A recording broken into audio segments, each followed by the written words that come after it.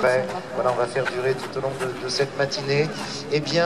Tous ces cadets, tous ces élèves de la future marine de pêche russe, des professeurs d'hydro, des professeurs de sciences, des salles de classe. 114 mètres 50 de long, c'est le deuxième plus grand du monde après le CEDOF, lui aussi un ancien grand voilier allemand. 14 mètres 20 de large, un tirant d'eau de 6 mètres 60, un tirant d'eau important, et jusqu'à 3600 mètres carrés de toiles de voilure qui peuvent être établies sur l'ensemble de ces 4 mâts. Vous voyez d'ailleurs, en fait, ces voiles sont encore ferlées, avec des lignes très pures. On espère à ce navire une longévité encore importante, puisque construit en 1926, j'espère qu'on fêtera bientôt son centenaire.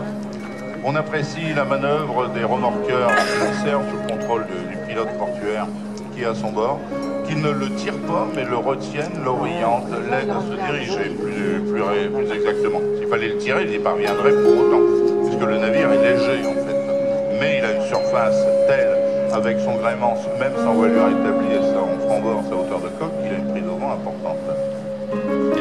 Animé le long des bords de ces bateaux ont disparu au profit de ces cylindres blancs qui renferment les canaux de sauvetage, dits les bombards, canaux de sauvetage à gonflement automatique, élément de sécurité majeur sur tous les navires de commerce comme sauvetage. Mais on est heureux de voir que ce navire a conservé pour autant 2 embarcations de service aux lignes très fines, pondues au Bossoir. Sagres, et il convient de saluer l'équipage portugais qui lui aussi nous a tenu compagnie pendant ces grandes voiles du Havre. Merci pour eux.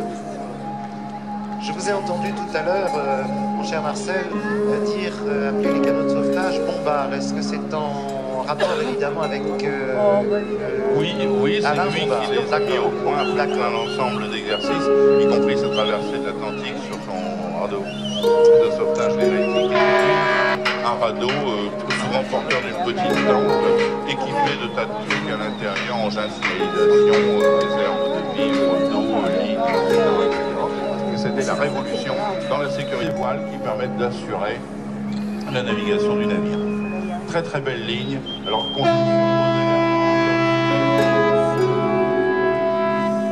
service parfait du remorquage également pour l'aider à diriger les mers du monde et les mers d'Europe dans la deuxième partie du 19e siècle. On a en tête le célèbre Petit Sark conservé au musée maritime de Londres. Un bateau qui était très très rapide, pas très long, qui dépassait rarement les 80 mètres de long, à la différence de ces gros cargos à voile qui étaient construits ensuite à l'identique du Krusenstern, mais qui permettaient de faire des transports rapides, notamment de blé, de thé et autres marchandises. Ensemble des équipages.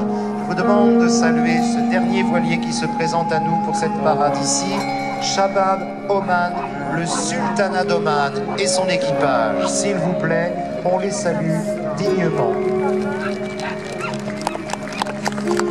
Donc, et l'on salue l'ensemble de l'équipage de ce joli navire, le Sultanat d'Oman. Et c'est donc avec ce navire que nous allons clore ce défilé commenté. Bien évidemment, nous vous invitons à continuer de voir cette parade, et bien effectivement depuis la Digue Nord jusqu'au Cap de la Haine, avec retour devant la plage du Havre jusqu'aux alentours de 11h15. Je me permets tout de même encore de souligner le beau et essentiel travail sur les quais du Havre à cette heure matinale pour assister à ces opérations d'appareillage et très heureux de partager avec vous